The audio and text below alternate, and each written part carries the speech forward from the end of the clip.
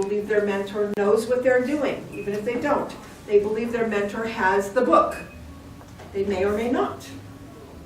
But the bottom line is, the mentor is just another human being. And the mentee is the most important person in the room, not the mentor. Okay? Any questions? Hi, Gabe. Hi. How are you? Good, sorry for being late. That's okay, you told me, I'm good. Every mentor should have these 3 books with them at all times that they're meeting with their mentee. Have I done that? Not every time. This is your Competent Communication Manual, sometimes called the Competent Communicator, but it's not. Competent Leader Manual, and this jewel. This you can download from Toastmasters International. I don't believe this is on the CD I gave you. This is the rules of the club. Extremely important for officers, but it's important for mentors too.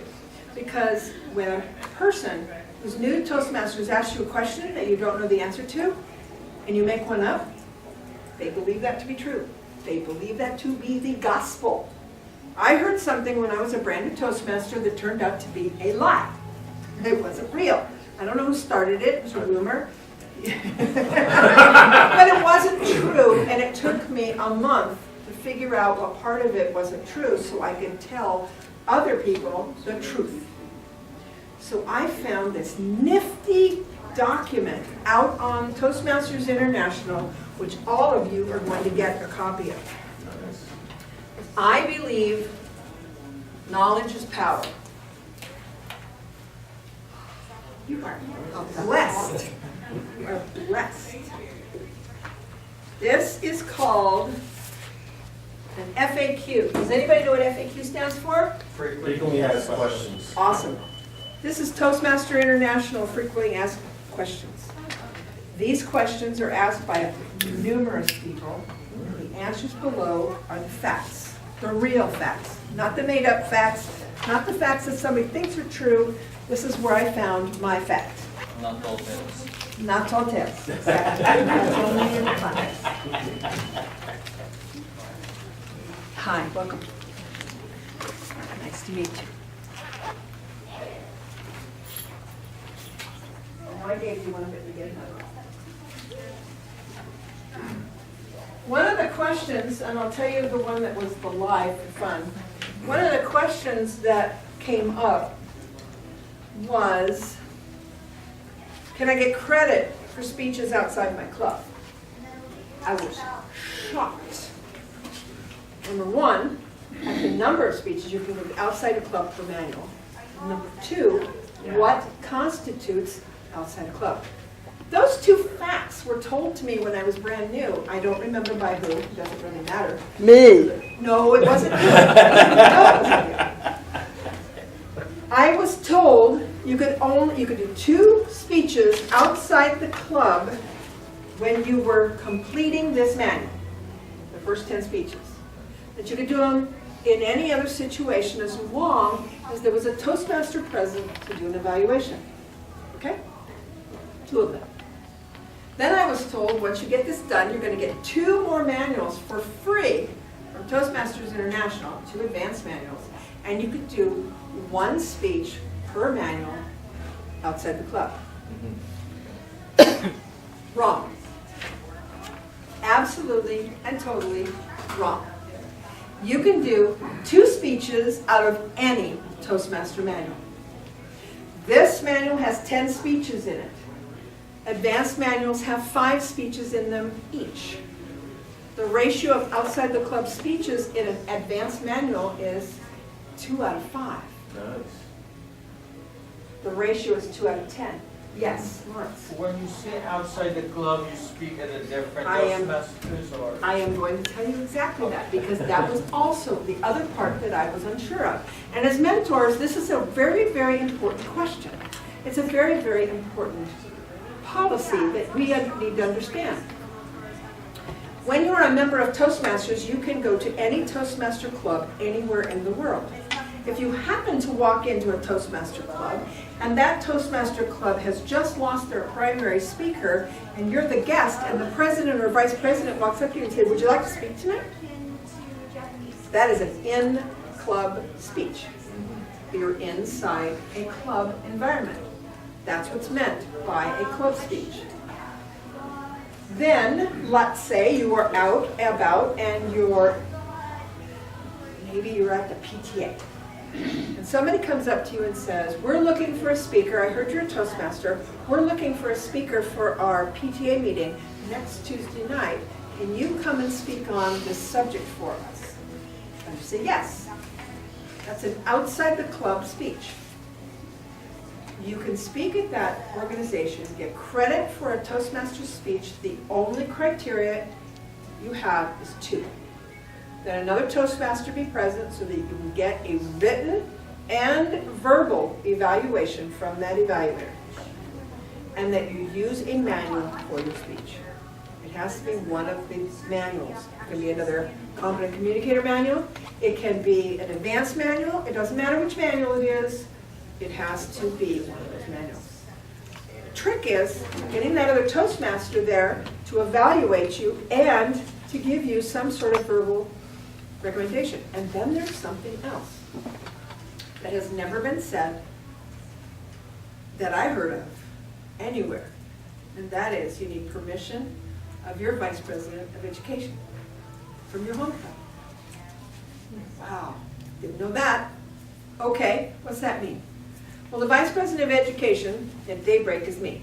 And the Vice President of Education at my advanced club is Kathleen.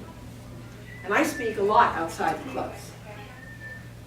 If I know I'm going to speak outside the club, I will give her a heads up. I'm going to do this speech outside the club. I'm going to do it with this manual. And Linnea's going to be present, so she'll do my evaluation. That's it. Easy. But why? Why do I have to tell the Vice President of Education that I am speaking outside the club if I've got another Toastmaster there and I've got my manual and I'm going to get evaluated? Why on earth would I have to ask the VPE or SAFE? Because it's the Vice President of Education who puts in your manual awards to Toastmaster International. Okay? They certify that you have given those speeches. They should know that you've given them outside the club. The other thing is, if you've done 2 already outside of that club in that manual, they should know it, and they go, wait a minute, you've already done 2 in this manual. So why don't you use this speech on that manual so you can get credit for it? It's the Vice President of Education that's there to help you get the right awards as you go along. You do too many speeches outside the club for a manual, you're going to do them over again because you didn't get the proper credit. Okay? That's why. It's for you. It's for you as members to know that. So as your mentor, that's one of the things you want to tell every single member that you mentor. Every single one. Okay? It's probably the most significant piece of information I got when I looked up Toastmasters International. I was looking for something else. I saw this document. And I saw that answer and I went, whoa, I had to write to them to get clarification because it was contrary to the information that I got. And there's a ton more things in that document, that quick little document, that make a difference when you give a mentee the information. When you give it to them one-on-one, when you give them the right information, they're going to hear alternate information here, there, and everywhere. But you can back it up with that document. Yes? I have another question for clarification. So if I give a speech outside the club professionally, it should follow the guidance of the manual. If the manual says a 5 to 7 minute speech and I give a 20-minute speech, it won't count because it's not within the guidelines. That is really a fabulous question. I can tell you that the core of the speech could qualify for a 5 to 7. I can tell you that you own the manual and you can do that. It should be closer to the time frame that you're speaking. If you're giving a 20-minute speech on some sort of technical presentation, and in the technical manual, the book says 10 to 12, I'm not going to say you didn't do it because you went over, okay? Because there's a great thing in that document. There is no fail in Toastmasters. So what you do? You gave the speech, you followed the criteria, you went overtime. Okay, you didn't qualify. That mean you failed? No. So yeah, it qualifies you for that speech. Okay? Thank you. Makes sense? Yes. Okay, we're going to take a 5-minute break or a 2-minute break here. Let's take 7 minutes. That will give you time to walk down, use the restroom, come back. Go back and look at all the goodies in the Go back and look at Starbucks. the goodies. Oh my God. Pumpkin cheesecake. Passed out a new document. Oh. We'll catch up those people when they get in. I love it. And the checklist? You need to scan this, send it to admins. Sharpies is. Okay, the sheet you have on your chair now is called the mentoring checklist. These are things every mentor should go over with a brand new Toastmaster. These are things a mentor should go over with a returning Toastmaster. These are things a mentor should go over with every Toastmaster. Everyone. Don't assume. The worst thing you can do with someone else in life, in Toastmasters at any time, is to assume. I will not go over into the acronym. So, what's on the list? You want to tell them about your club.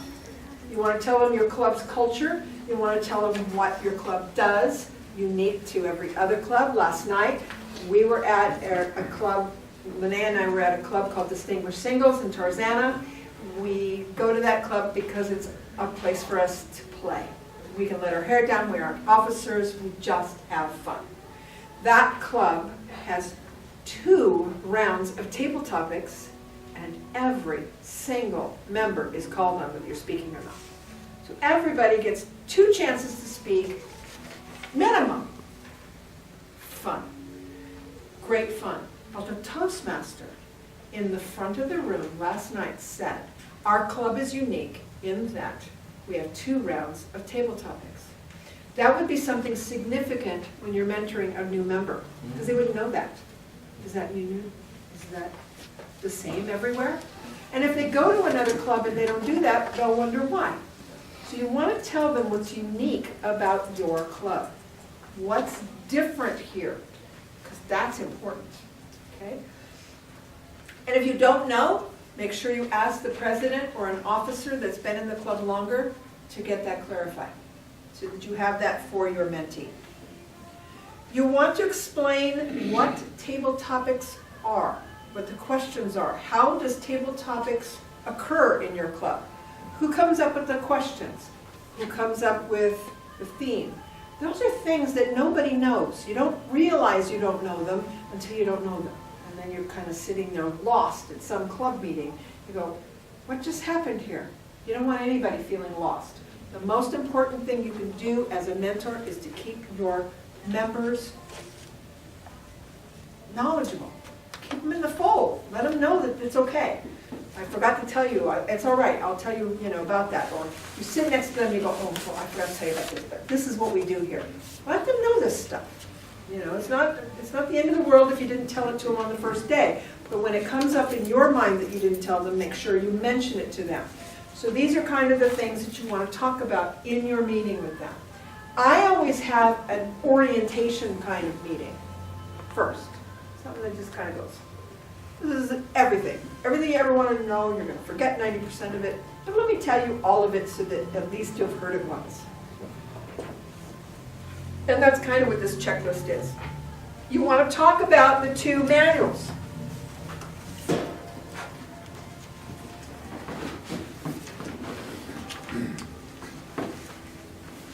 You want to talk about the fact that every member is going to get these 2 for their $20 or $21 something. You want to tell them, you're going to get one of these, 10 speeches, 10 skills, 10 steps to finishing this. You want to tell them about this. And if you don't know about this, you need to study. If you don't know about this, you're not ready to be a mentor. This is your leadership manual. this manual needs to be understood by every mentor, because this manual can actually be completed before this one for most members. Mhm.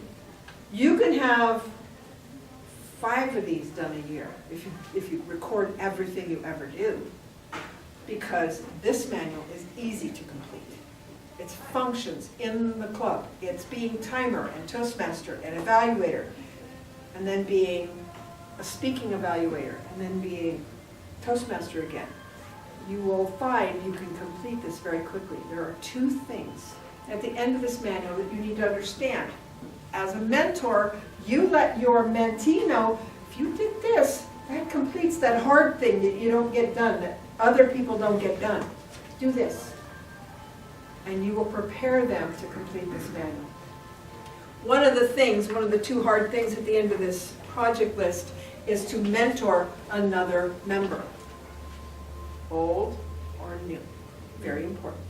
You can mentor a member who's been a Toastmaster before. They've come back.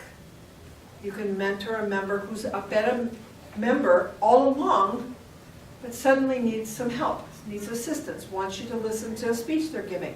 You can mentor that person also. So when you mentor a member, it is not just a brand new person, but you do have to mentor them through 3 speeches. That's part of the requirements, okay? So understanding this manual helps you to be a better mentor. There is a checklist in the back of this one. Get familiar with it, because the checklist tells you how many times the people need to do the projects. If I can find it. How many times they have to do the projects. I think it's in the front of mine. In the back of the new ones and in the front. The list is here. It's called a project completion record, and you can download that separately on the web from the Toastmaster International site. I think it's on the CD I gave you. If it's not, I apologize. But the project completion record tells you for each project how many segments you have to do and how many times you have to do a function. Timer is only required once. Once. So you can be timer in your club once. If you're a timer at a contest and that's the only time you ever get to be timer, it shouldn't ever happen, but it did happen the other day, so I have to mention it. That's the only time you've ever been timer, as long as someone in that organization evaluates you as a timer, you can get credit in this manual. Okay? If you do this manual and you complete it, get another one started, start over, do another one. Your club benefits by you completing these manuals. There are points attributed to every award you as members gain. So you're mentoring someone, you encourage them to complete this manual. Not only do they feel good because they get an award, you feel good because your club is getting that point, and you can get them started on another one. Tell them, okay, you did that once, let's do it again. Let's get another one started, let's do it again, let's get you another manual. Why not? I know people have a lot of these. They've completed a lot of these. How many people in this room have read this manual not just to complete a speech? Ah, good. There's all kinds of stuff in here you need to know. All kinds of stuff that's going to be of value to you as a mentor. There are agenda samples, things that happen in a standard Toastmaster meeting, all kinds of stuff.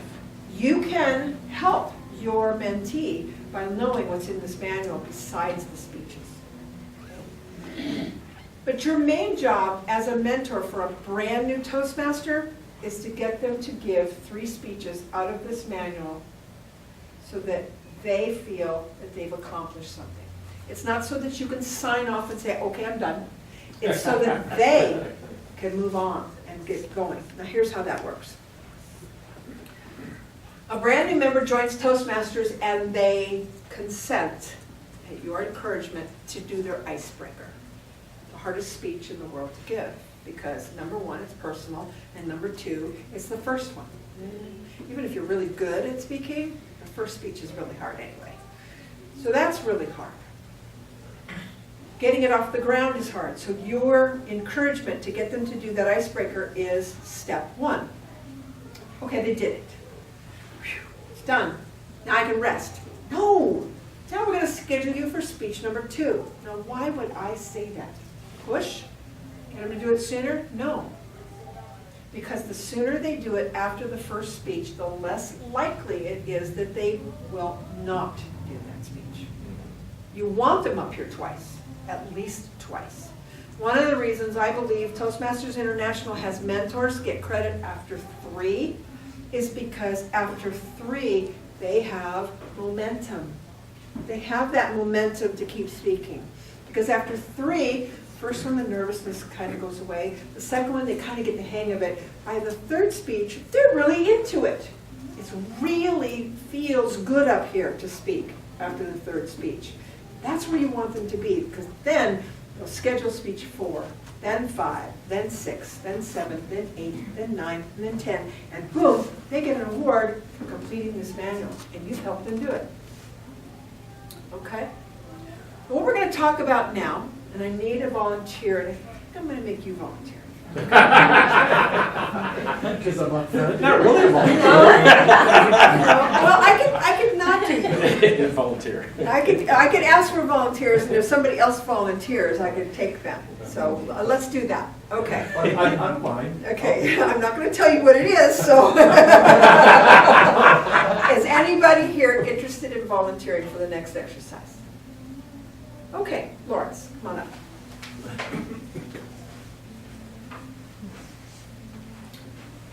I'm going to need a second volunteer. Yeah, you're going to do this, Mike. You're going to hang on.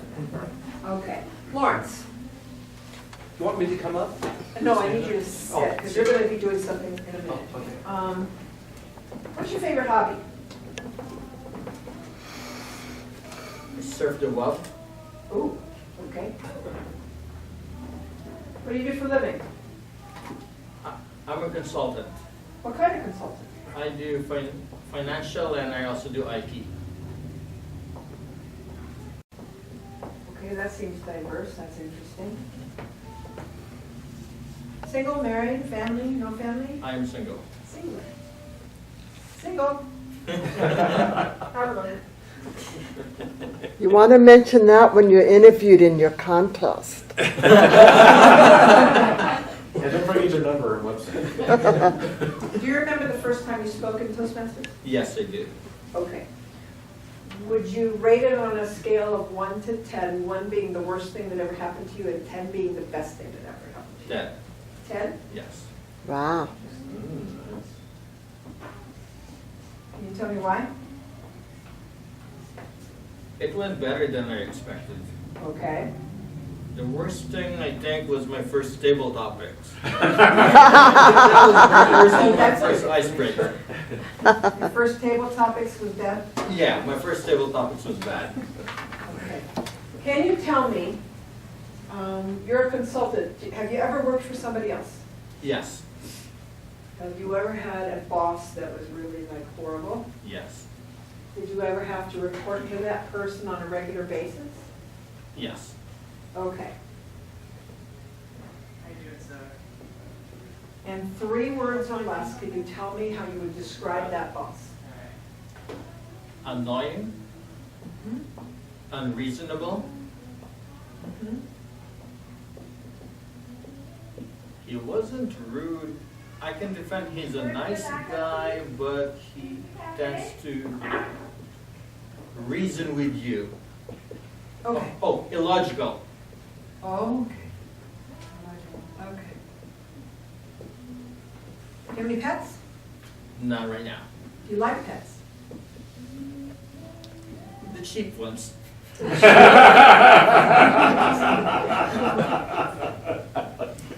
Okay.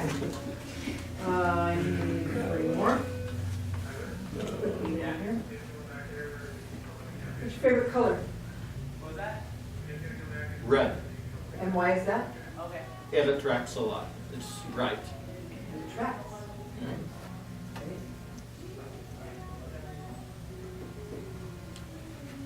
Favorite food?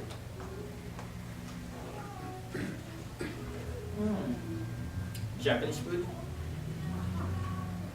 That's been a ramen. Ramen. Okay. You ever cook it? No, I don't. You cook it all? Yes, I do. Ooh, Single and the cook. see how many cooks. That's two for everybody. Thank you. You may sit down. Thank you. Okay, Mike, would you read to us the title of speech number 1? Oh, from, Yeah, from Manuel? oh, the title. Yeah, what's the skill set for speech number Oh, 1? icebreaker? Icebreaker. Of these 10 items, you've listened to Lawrence. Which of these 10 would you suggest that he talk about for his icebreaker? Anybody? Boss would be an interesting one. Yeah. Which one? Usually on your first your icebreaker speech, you talk about yourself, the fact that you said you are single. Okay, so you think this one. Okay, anybody else? I like the boss one. You like the boss one? Okay, I'll put it down, but, okay. The reason why, it depends on how you do it. You can make Yeah. it really funny. Okay, Abigail? Hobby. Hobby, okay. Stand-up comedy funny. Being a consultant. Being a consultant, okay. Anybody else? Hobby. Hobby was picked, yes. What was number 4? Number 4 is, That was what happened to him on this first speech at Toastmasters? Did you talk about cooking? Cooking, okay. He's Yeah. a single cooker. Single- Can I vote twice for boss and, Yes, you can vote okay, twice for and my boss. reason is that because it was easy for him to say a lot of things about it, or, Exactly. Oh, that's a good one. Exactly. That was very important. Mhm. This is an icebreaker. As I told you before, there are no rules, right? No rules. Icebreaker does not have to be a personal story. It can be a story that you give that gives other people an insight into who you are. So let's say Lawrence is an extremely shy individual who doesn't like talking about his personal life. He doesn't want to tell the world that he's single and he cooks. He doesn't want to tell people they're single. But he does want to say that the reason I work for myself is because I used to work for this guy, and this is who he is. Do you think he can come up with 4 to 6 minutes of talking comfortably? Yes, easily. And we found that out by listening to him to say those things. Mike, what's speech number 2? organize your speech. Okay. Organize your speech. Beginning, middle, and end. That's what an organize your speech is. Which of these topics do you believe is the easiest one to fit into organize your speech? I think a hobby. Okay. So this might be 2. I'll make this a 2. Okay. I would say 2, consultant. Okay. Anybody else? I work with consultant. You do? Okay, so we'll put 2 over there.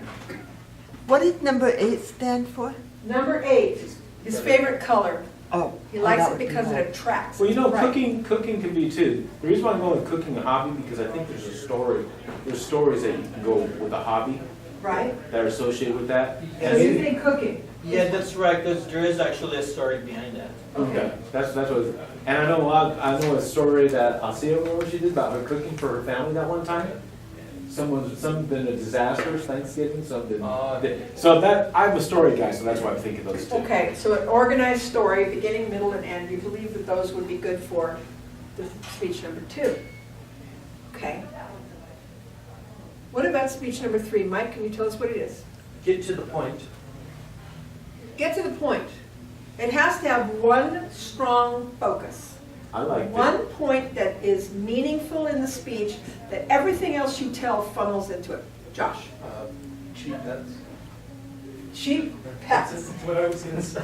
Cheap pets. That's good. That's to the point. That is very good. That's to the Focus point. on one thing. It's not just pets. It's not my favorite pet. It's cheap pets.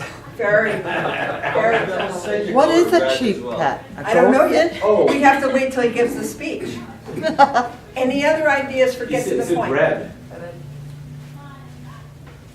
Red? Yes. Oh, Red okay. attracts. Okay. That's to the point. I think the title- Anybody else? Any other ideas? Well, consultant could be also, but I think you'd have to You'd have to click on one point. Pretty broad. Yeah. Pretty broad to do that. From what we know here, we have to get something that's pretty tiny. Maybe But the first. Josh, what do you think? Also, maybe why he's single or Ooh, Yeah, that's bad. could be, yeah. I'm sorry. Put that down. Why it's better to be single. That's speech. Might be a bit uncomfortable, but by speech number 3, you might be more comfortable in the group. So that's Like, maybe why he considers icebreaker the best speech because of the table topic. Say that again? Because of the table topic experience, Oh, yes. why he consider the first speech as the best speech. Ah, so maybe tie this one Oh, you know to what? this one. That's a good one. Or take the, oh, this is, you just sparked an idea too. I did a table topic that was pretty lousy as well. And I ended up taking it and turning it into a speech, because I found out there was like 3 elements that were really, did you ever hear my Homer Simpson speech? Yes, that was it. Okay. That, why Homer Okay. Simpson should be president, but that's. What's speech number 4? How to say it. How to say it. That's like a lot of vocal variety, right? It has to do with expression. It has to do with changing the way you would say something because you're emphasizing. It's a skill set having to do with your vocalization. Loud. Yeah, the boss. soft. The boss would be a great one. Which one of those do you think? Yeah, boss? Oh, he'd be all over the place on that one. Big vote on the boss for number 4. Any other one? Let's see. It's pretty much Red tracks. red attracts? Okay. Yeah, that worked. And all goes back going to single. I think food would be good. Food? Cooking, because, This one.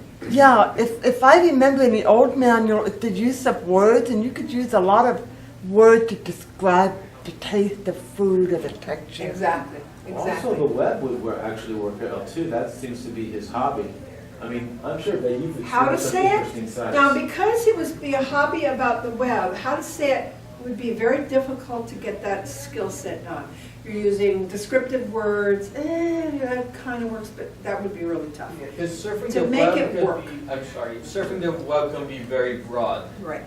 I So it may needs to not be for a just broader surf it, speech. I may be writing blogs, I may be in social media, I may Okay. just be Well, watching videos. I'm thinking of some of the wacky sites that you've actually run across that you're like, oh my God, I can't. You know what I'm saying? Oh, okay. It's kind of a thing like that, you can do a little more obscure thing, that's what this one. Okay, makes sense. Okay, speech number 5. Your body speaks. Your body speaks. Gestures. Hand. Staging, back and forth. By the time you get to speech 5, you should be moving around the room a little bit, away from the lectern. You should be using less notes. You should be using your body in the speech. If you were Lawrence, and you had to use your entire body in this speech, what is the best one of these 10 for that subject? Go back to that boss. I He's just angry. would not The or cook, Oh, Cook's a good one. The cooks? yes, that's what I would, Okay. What was the Japan ramen? What is that? That's ramen is my his favorite food. Oh, his no, favorite it's food. Japanese food that I specifically Noodles. said. Your body Ramen. speaks? Not- Yeah. Do you have some stories about consultants? Yeah. Okay. I have What some else? weird stories. Yeah, some weird stories, so maybe a consultant might be a good one too. How about this one? The terrible. Don't you think he could stand up here and show what it was like to be that first day doing his table topic? Oh, yeah. And then what it's like now? Yes. And use that body? Yes. Okay. That's a good one. Anybody else? You know, almost any one of these you can really pick. You can, but some work better than others. Yeah. Okay, speech number 6. Vocal variety. Aha. This was a little hard for some people. I heard a really good example given by an evaluator that was evaluating a test speaker who was obviously pretty new, kind of stuck close to the lectern, didn't use notes, but her speech was very sing. It was almost at the same pitch and delivery. And the suggestion was that she go in her bathroom, close the door, and shout at herself, Oh, yeah. so that she could get used to hearing what it sounds like for her voice to rise. Vocal variety is a skill set that is really, really, really good to teach and harder to execute if you're not used to hearing your own voice and if you're not used to modulating your voice. What I do is I read out loud and put Okay. vocal variety on the book I'm reading. That's great. Whatever you can do for your mentee in this area is very, very critical. Vocal variety is one of those things when a person starts out, this could be one of those that's very difficult to do because you have to change the sound of your voice. You have to make your voice sound emphatic. You have to change the tone from empathetic to sympathetic to angry. Something has to happen, and it has to happen with your voice, not with your body. Your voice. You can add body to it. Your voice is really significant here. Yes. I have found the easiest way for somebody to achieve that is to get on your soapbox. What really irked the boogers out of you. And that usually when you deliver that, you've told it a million times, and you usually find you have wonderful vocal variety. Given what we know, which of these 10 would be the number one for his vocal variety speech? Boss. She just said boss. Boss. She just, Exactly. yeah. So this would be the big one for number 6. Yeah. Okay, number 7. Research your topic. Consultants. Ooh. Which one? Research, you're having to Oh, something you bring don't know. facts, express those facts, look things up, and share them with the group. Number 2. Yeah, consultant. Number 2, Number 9, talk about the food. Japanese food. Yeah, this would work. Yeah. Oh, This you could one really would get work. into it there. Yes, you're right. That'd be really good. What else? Anything else? Let's see. Well, that goes on with the cooking too, as well.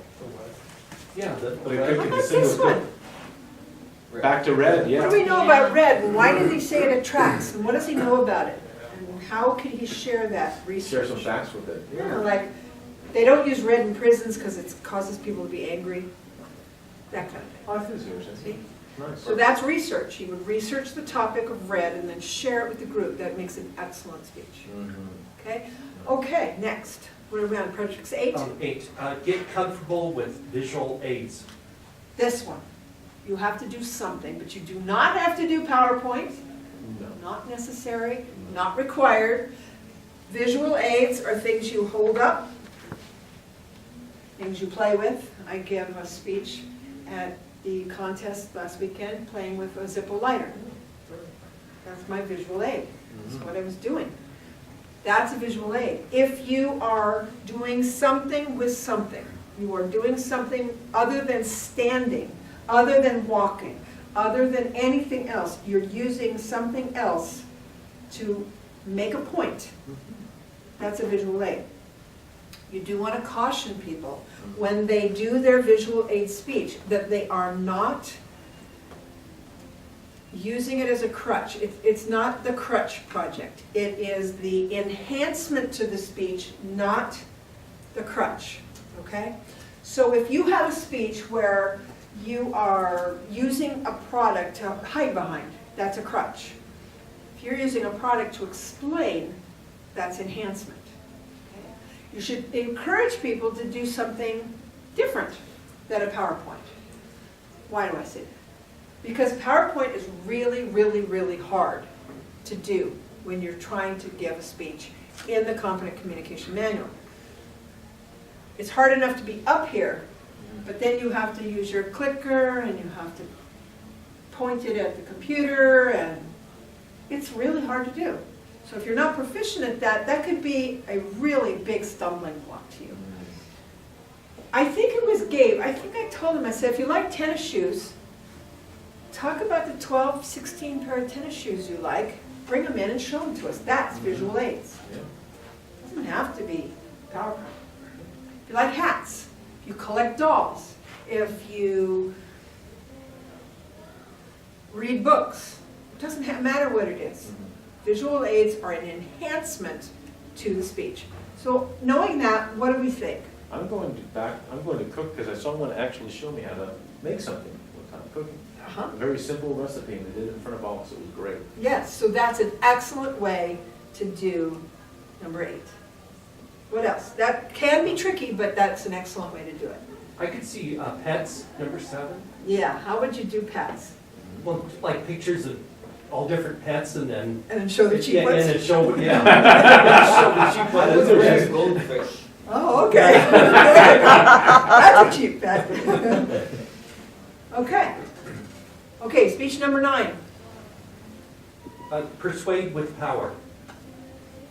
This is one you want to make sure that the person you're mentoring understands that they're going to use the most important thing in their life to talk about. It's like when I said a few minutes ago, if you can pick something that is really you're passionate about, speaking with power just became the easiest speech you ever gave. It doesn't have to be a powerful subject, it has to mean something to you. So personal passion equals power. So encourage your mentees to pick a subject that they already feel really passionate about, that when you hear them talk about it, their voice goes up. That's the one you want to talk to them about using for speech number 9. So of these, which one do you think that fits into? 1 and 2. Number 4. Number 4. The best thing? Yes, the best Toastmaster speech, absolutely. Oh, wow. Absolutely. Oh, bring it back?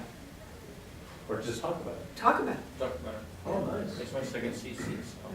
His voice did rise when he talked about the boss. That may Yeah. be a little bit uncomfortable, but it did go up, so that would be something else. I just thought your hobby or what you do. Sometimes that's passionate not about. powerful enough.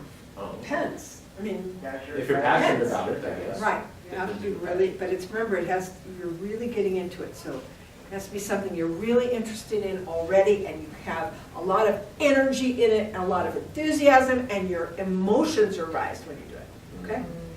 All right. Speech number 10. Inspire your audience. Okay. This one's tricky, right? 8 to 10 minutes. Pardon? Cheap pets. Cheap pets. I like that idea. Yeah, that's a good idea. Inspiring your audience is to make them feel good when you're done. Are they happy? Do they like what they heard? So it should not be a subject that you feel angry about.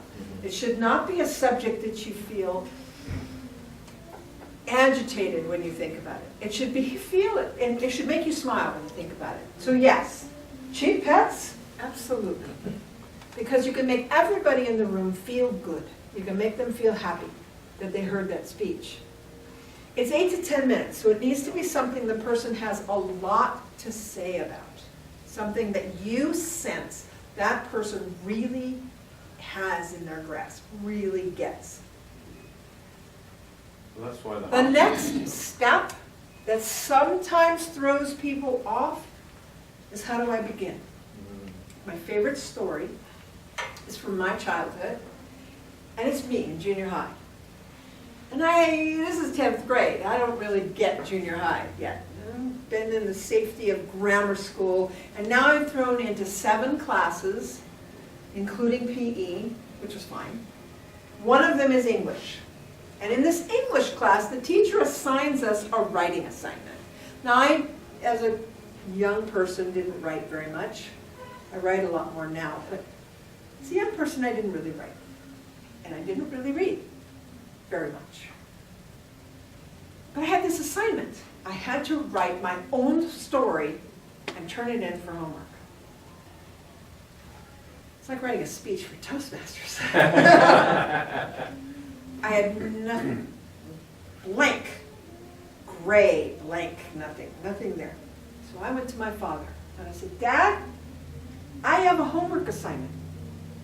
I have to write a story and I don't know what to write about. He goes, okay, why don't you write about this using this as your first line? Everything was fine until I found the head in the refrigerator. Okay. I took that line, I wrote it down on a piece of paper, and my imagination started to go crazy.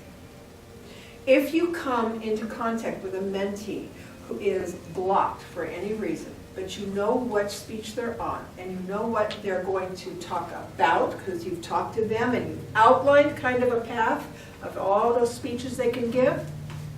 So let's do this. Let's say, yeah, let's do this. First, table topics. What am I going to talk? What am I going to say? You know, it's scary. What? What else? Well, it was before I gave my icebreaker, so I was really nervous. Really? Did you stand at your chair, or did you have to go in the front of the room? Oh, I had to go in the front of the room. You start to sense. How about we title it, I had to go into the front of the room. Already, that takes the burden off of them for writing the speech. They've got a title that sounds clever, doesn't sound boring. They can run with it. And then start talking to them about the experience. And from that experience, you grab several ideas for lead-ins for that speech. And you start to give them those. And you can maybe even give them 4 or 5 ideas that they can spin off on. You have helped them write that speech. When they leave your presence, as Gabe did, they write their own speech. But the idea bank starts to blow out the windows. It starts to grow and grow and grow. Why? I'll go right back to it. You were listening, you suggested, the two came together and made a very, very, very good marriage. Listening, talking, together you create a speech for them. If you take your mentee through 10 speeches, like mine did, and I could run down, I did more than that actually, I could run down my 10 competent communication speeches with titles and subjects, and I can talk about this and this and this, I could complete my competent communication manual sooner because I'm prepared. I can write them in my free time, I can think about them, I can conceive of how that would feel to give them. It helps. It helps a lot. So this exercise with your mentee will give them the boost they need to get moving. It's way beyond 3 speeches. You've taken them through all 10. Oh yeah, they'll change their mind, and that's great because that's them. That's how they grow. That's how they change. You have helped them do that. And that's the part of mentoring that is really, really important. Any questions? I had a comment I wanted to make about, now Mike, Susie is Mike's mentor, but he was working on his tall tale. And he was at a point about things the birds might say to him. You know, tall tale's a fabricated thing. And he was at the point about some funny bird jokes. Well, I threw out to him, well, let's look up funny bird jokes on the internet. A lot of corny, funny bird jokes on the internet. But he felt that what was on the internet was stupid and it didn't fit. But it got him going and thinking of it that direction. And he came up with the most clever thing for the bird. But as me as kind of a side mentor, just kind of fed him some ideas. And then he took off on his own path. My point here is, you don't want to be sensitive they don't take exactly what you say and run with it. You just want to get them running. That's right. Absolutely. But I'll never forgive you, Mike. That's it. Yeah? I guess you won't. It was a great tall tale. It was. It was great. It was great. Anybody have any questions? I do. I have a second comment on what you said, and I want to elaborate a little bit more on it. As we grow, like you said, and I was thinking the whole time as you asked me what to do next, the person evolves. Especially after the first 3 speeches, I would think they're just going to start going on pistons, all firing. That's right. And I think it's just very valuable. You know, as we grow as Toastmasters, that list is always going to change. I have a question though. Yes. More often than not, when I see the first icebreaker, the way they prepared their speech, they would write a paragraph, the entire speech. Oh, you mean write their whole speech? or- They will write their whole speech down. What I would like, obviously it's the first one, they can use notes. A better way of using notes is use an outline.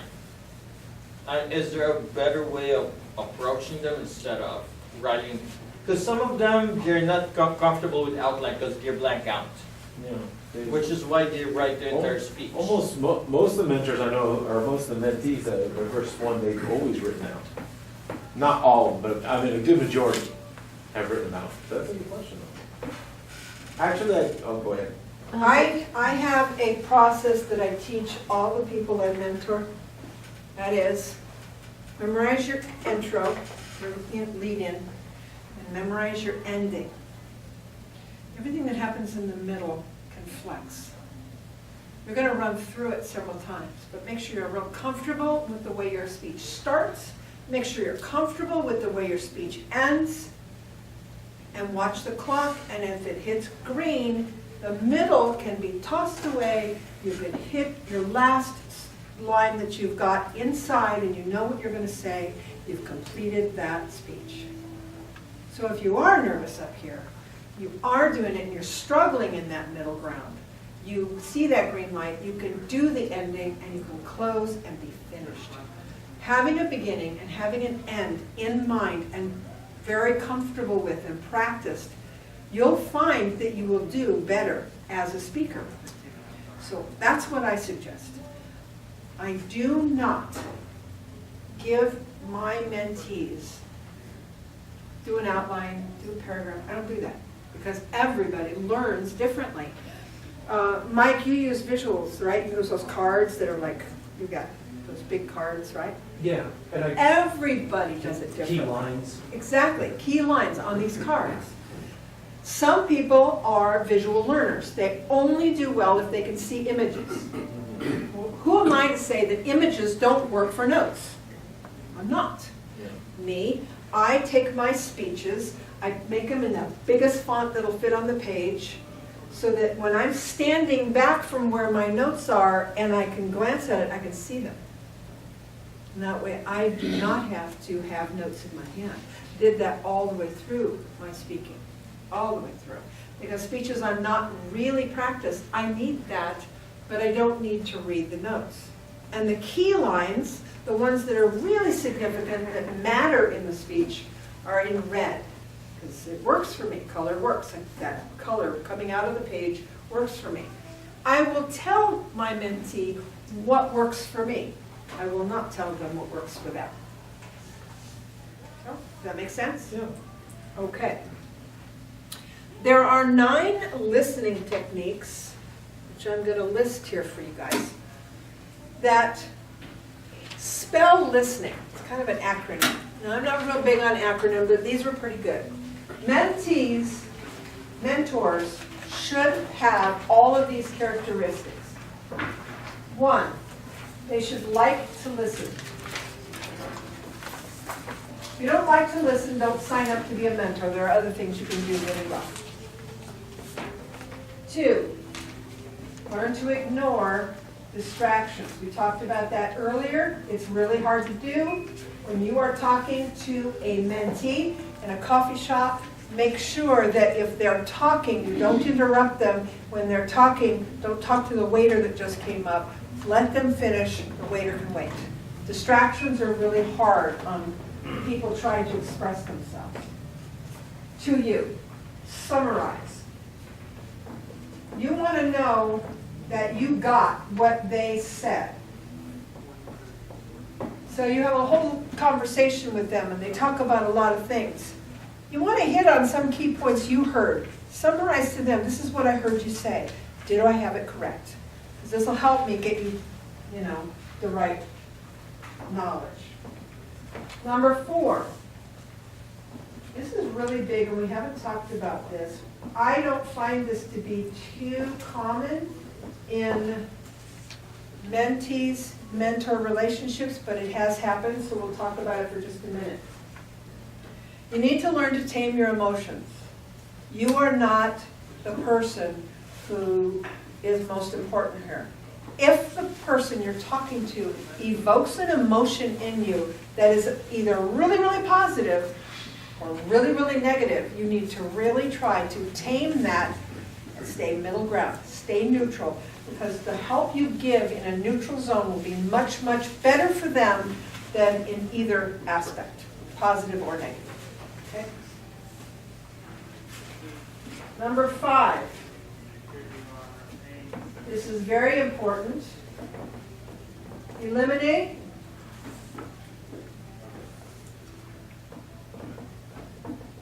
hasty judgments. This is huge. If you get signed up with a mentee and you find you do not fit, because for some reason you can't get over something, ask that somebody else do that job. But in the meantime, try not to judge another Toastmaster member on first impressions. What's the saying? You have 15 seconds to make a first impression? That's not very long. But that first impression for the mentor is solid. Whatever first impression they had of that mentee is solidly planted.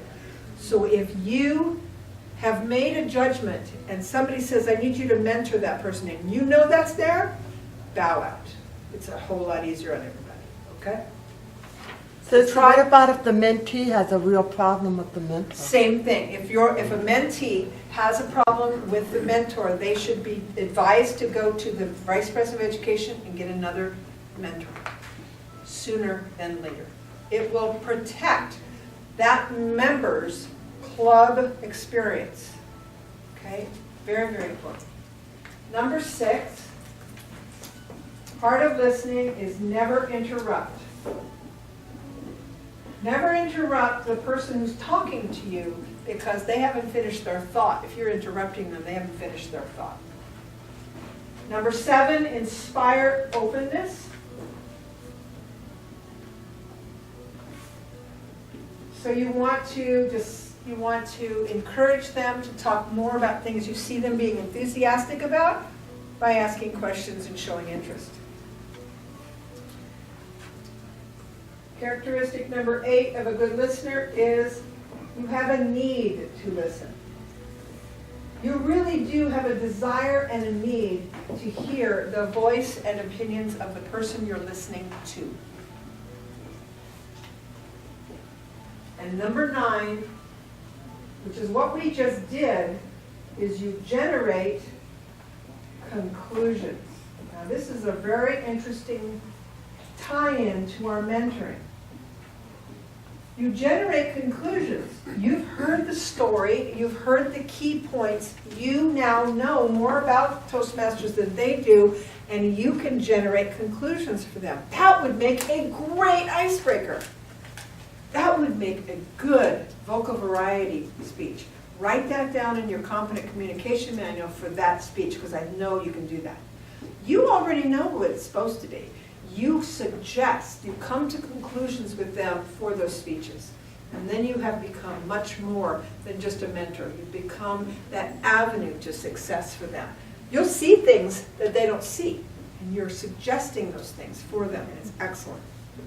So these are 9 listening techniques, but they also are really great mentoring techniques. Glenn. You had mentioned that you hadn't really spoken about the taming your emotions. I wonder if you could get a little bit more, Yes. maybe an example of a story that happened to you. I'm sorry, I didn't put I am a hugely emotional and opinionated person. No.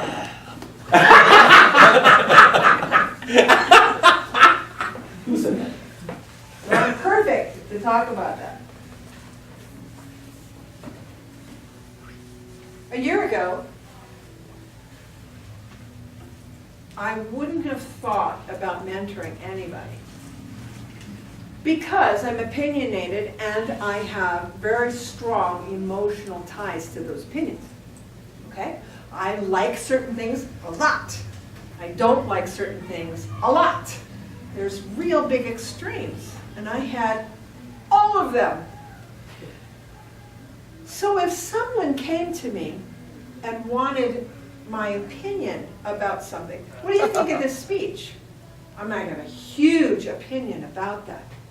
But as a mentor, I'd have to look back at the frequently asked questions, the club handbook, competent communication manual to answer that question. The one way a mentor can tame their emotions about a subject is to look at the rules. Let's talk about a couple very important ones. Is it okay to talk about religion in a Toastmaster meeting? Sure. Yes. Is it the best thing in the world to talk about? No. Do I have an opinion on that? Huge! Do I talk about my opinion? No. Not at all. Not at all.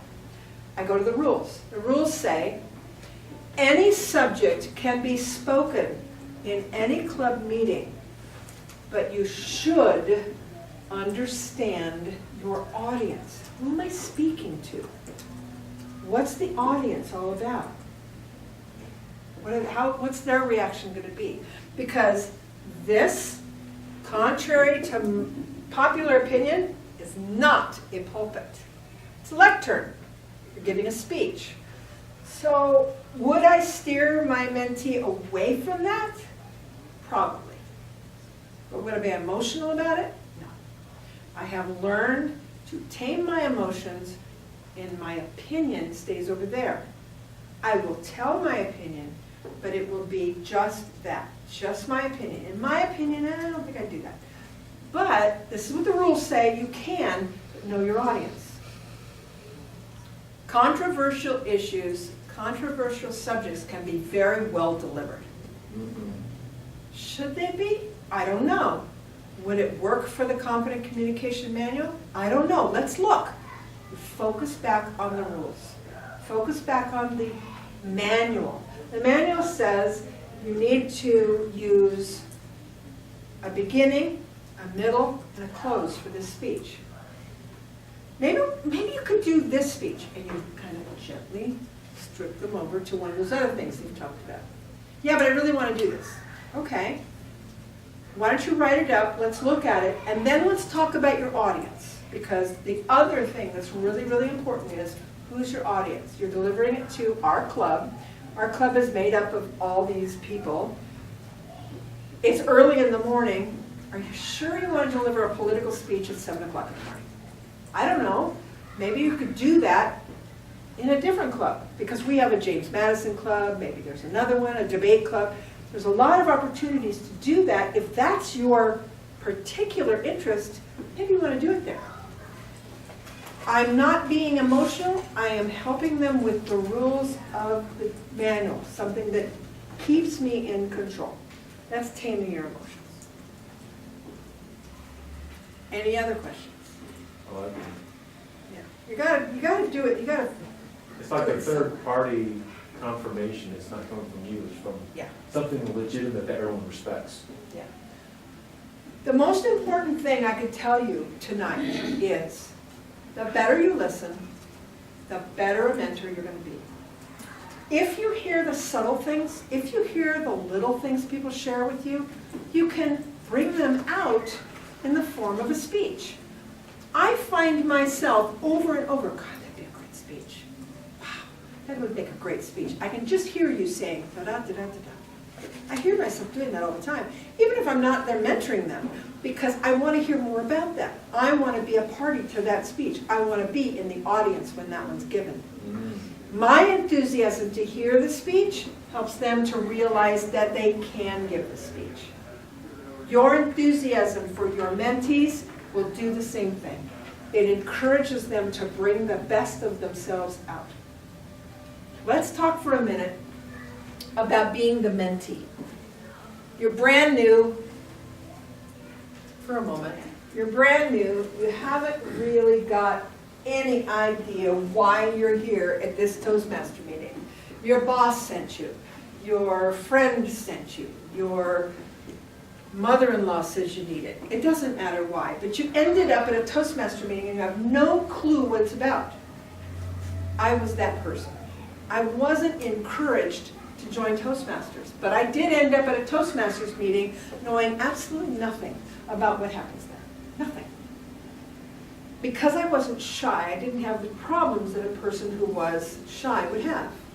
But it's very overpowering to have a group of people who all seem to know what they're doing, stand up and do this stuff kind of ritualistically, and then end the meeting. You go, wow, what was that? It's mind-boggling. But I don't know what I'm doing, but I kind of get intrigued. I kind of like it. Now, I don't even know I need a mentor, and maybe the club that I just visited doesn't have a real strong membership drive, and maybe they don't know that I need a mentor. But somebody there does. Somebody says, if you want to join, we have this great mentorship program. You can learn to speak well with the help of somebody else who's more experienced. So I get myself involved in this mentorship thing, and I'm one-on-one with somebody that I don't know very well. And I go to meet them at the coffee shop, and I start to talk to them, and they say, okay, so what do you like to do? Who are you? Tell me a little bit about yourself. I hate those questions, but that's okay. No, well, I'm a computer consultant. I repair computers. I train on computers. I've given a couple of workshops. And I'm still kind of holding back. I go, really? Okay, so you're not uncomfortable in front of a room? Well, not really, no. Well, Toastmasters has these 10 speeches that you give, and they all cover different skill sets. And my mind is like going, because I'm a mentee and I don't have any idea what any of this means, right? My job is to find out. My job is to ask the questions. Okay, can we talk about something else right now? Can we talk about what this Toastmaster thing's all about? Because I went to the meeting, and what was that thing where everybody stood up and talked? What did you call that again? Table somethings? Right? And you can get on a conversation with them. The job of the mentee is to ask questions. So if you don't have a mentee asking questions, encourage them to ask questions. What did you see at the meeting you liked? Well, that was kind of cool. What did you see at the meeting that really you didn't like or you didn't understand? Did anything happen there that you didn't understand? Yeah, what was that thing? I don't remember. Why was all that handshaking? What's that all about? Start the conversation with them. Encourage them to tell you what those things are. If you are a mentee, ask the questions you don't know. If you have never had a mentor and you're already in Toastmasters for a little while, get a mentor. Get one now, because you can learn later. You don't have to learn first thing. You can learn later. I belong to 4 clubs because each club provides me something different. I have the best mentor on the planet, so I don't need another one. But I know what it's like to have a good mentor. And I know what it's like to not have a mentor. I've seen it happen. It's death to Toastmasters. So you want to get a good mentor. If you're not comfortable with the mentor you have, change, switch. Ask somebody else to mentor you. A lot of the best mentors in Toastmasters are really, really busy people. You might not get the one you want because that person may be really, really busy. But if you express to that person an interest in something particular, I'm working on this project, I don't feel I'm getting where I want to go. Would you mind spending 30 minutes with me? I'll buy you a cup of coffee. I need to talk to somebody who I think knows what they're doing. And you talk to that person. That person becomes your mentor by default because you've gotten them engaged in what you want. You have the right as a Toastmaster to ask for things you don't have. Toastmasters is for you. It's your membership. And like I said, you can get that anywhere. You can cross the line, you can get a mentor from another club.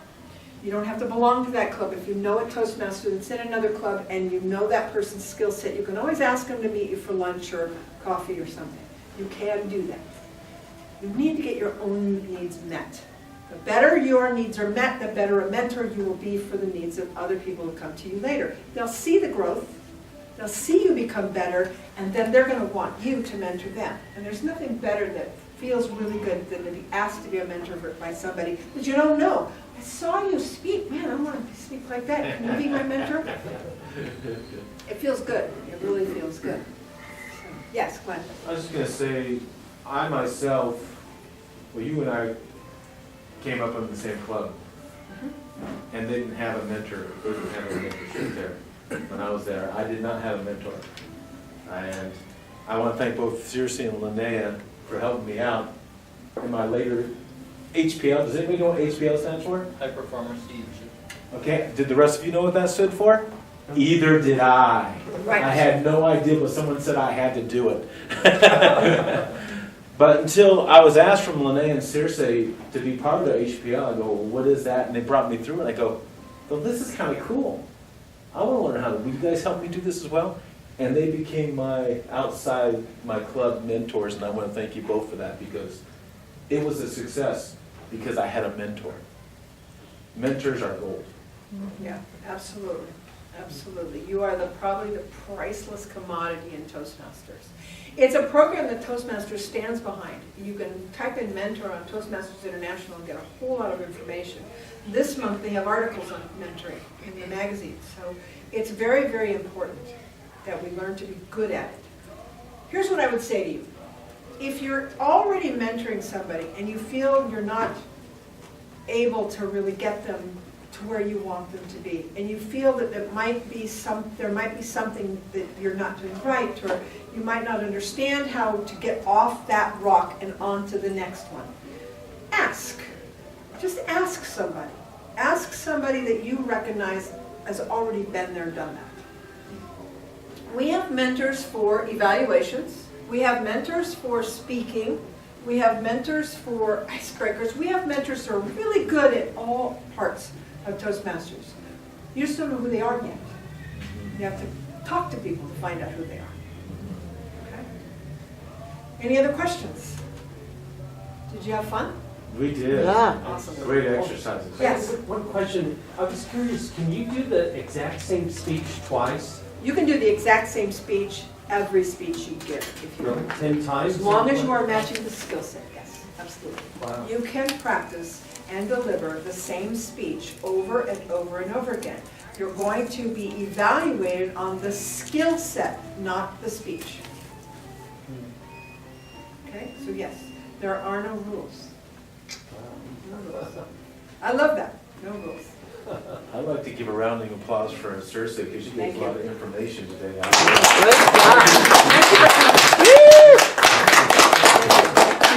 Appreciate your appreciation. Hope you have fun. If you have any questions, let me know. I am the Public Relations Officer until June 30th, so you can reach me at pro@district52.org. So if you have questions, you want to know something I didn't cover, you forgot, you get home, you go, oh my God, I should have asked that. Let me know. Okay. PRO stands for Public Relations Officer at district52.org. I have a question. Yes. I have a lot of members coming up. It's an honor to be asked to be their mentor. Sure. But I can't take all of them. Right. Yeah, you can't. I So can't. do this in your club. Teach other people to be mentors. Because you are an excellent mentor. Teach other people to do what you do. In Daybreak, we are starting something that's really important, and I probably should talk about this before I let you go. To move forward in Toastmasters, after the Competent Communication Manual, you have the next level, which is just 10 more speeches. Well, that's easy. That's like the Competent Communication. Really easy. Do the next 10.